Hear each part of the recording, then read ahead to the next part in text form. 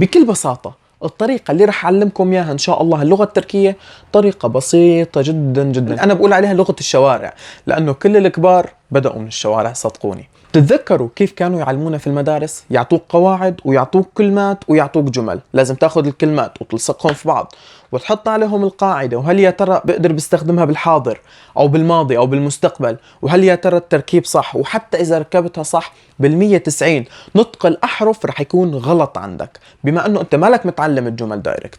الطريقة اللي رح أتبعها إن شاء الله بتعليمكم اللغة التركية هي رح أعطيكم الجمل دايركت مثل ما هي الجمل، خلص يعني بدون قواعد بدون شيء، احفظوا جمل أحبابي. وهذه الطريقة استعملوها لكل اللغات، ولله الحمد أنا لغة الإنجليزية بصراحة ضعيفة شوي، وصار لي أكثر من شهر شغال عليها وبذلك الأمر عم أحفظ جمل يعني. والتغيير الكبير اللي صار بلغة الإنجليزية ما رح أقدر أوصف لكم إياه. تعلموا جمل فقط. يعني مثلا إذا بدك توقف واحد بالشارع وتقول له مثلا مرحبا كيفك شو أخبارك، مرحبا نصص النابر، خلص بوم أنا حفظان الجملة هذه.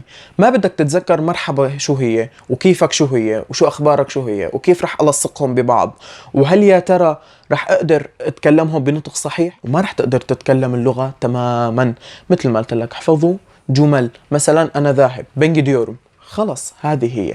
ما رح خليك تعرف انه قواعد، هل يا ترى بنجي ديورم او بنجي دجام او بنجي تم هل هي مستقبل او ماضي او مضارع، او كيف بدي اقدر افهمها للشخص القبالي بالنطق الصحيح، اني اتكلم معه بلهجة صحيحة.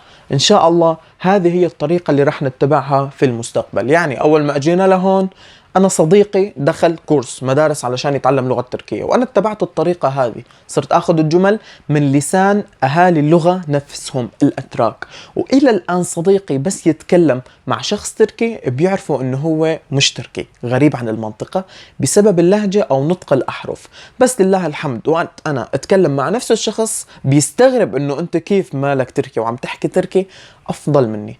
رح نتبع هذه الطريقة بكل الفيديوهات اللي جاية إن شاء الله. أول سلسلة رح نبدأ فيها أهم 100 جملة في اللغة التركية، رح أقسم لكم إياها 10 جمل 10 جمل أو حسب 7 جمل 10 جمل. مثلا أهم 10 جمل في المستشفى، أهم 10 جمل في المخافر، مخافر ومستشفى وشك أسود أهم 10 جمل في المطاعم، أهم 10 جمل في الفنادق، أهم 10 جمل في المطارات، شو اللي بتقدر تتكلموا بالشوارع، أهم 10 جمل بالتعارف. رح أبدأ لكم ببعض الكلمات والمصطلحات بس، أما قواعد شيلوهم على طرف تماما لأنه أنا ما تعلمت بالقواعد وما رح أقدر أعلمكم بالقواعد. وصدقني صدقني صدقني أو صدقيني الفيديوهات اللي قادمة إذا اتبعتوهم 100% وركزتوا معهم إن شاء الله إن شاء الله بفترة وجيزة جدا جدا الأصدقاء خلص رح يقولوا إنه أنت بتعرف تحكي تركي. هاي الطريقة اللي رح نتبعها إن شاء الله تعالى. مشكلة النسيان، في كثير ناس عم ياخدوا الجمل وينسوهم، مشكلة كبيرة جدا. إن شاء الله أنا هلأ بالفيديوهات اللي بعد الفيديو هاد رح أحط لكم الجملة التركية، تمام؟ كتابتها باللغة التركية، نطقها بالعربي باللغة العربية وترجمتها، وبدي لكم إياها. هذول الكتابات اللي رح تطلع لكم ورقة وقلم ودونوهم كلهم على ورقة مشان ما تنسوهم إذا كنت مهتم باللغة التركية.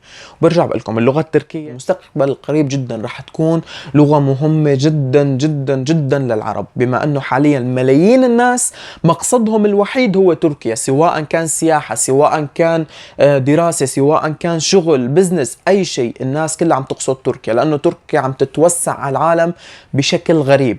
وإذا اتبعتوا هذه الطريقة صدقوني إن شاء الله تعالى بفترة وجيزة جدا، إن كنت صغير ولا كنت كبير ولا كنت عايش في تركيا ولا برا تركيا ولا عم تدرس تركي ولا بتحب اللغة التركية فقط، صدقني هذه الطريقة رح تعلمك بشكل غريب. قرأت مقولة أمس عجبتني جدا وأذهلتني بصراحة.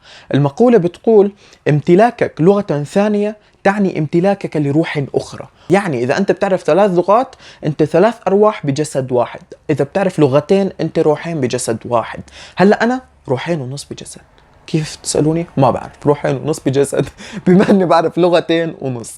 ولله الحمد أتقنت اللغة التركية تماما، وهذه الطريقة اللي رح اتبعها تعليمكم اللغة التركية. كان معكم مهدي من قناة TR Arabia. إذا شفتوا المحتوى القناة بيهمكم لا تنسونا من عمل الاشتراك وتفعيل زر الجرس وضغط على اللايك ونشر المقطع لأوسع نطاق كان حتى يستفيد أكبر عدد ممكن. وإذا كان محتوى القناة بالكامل ما بيهمك أو ما بتهتم بتعلم اللغة التركية، آسف جدا طولت عليك، لا تؤاخذني. السلام عليكم ورحمة الله وبركاته.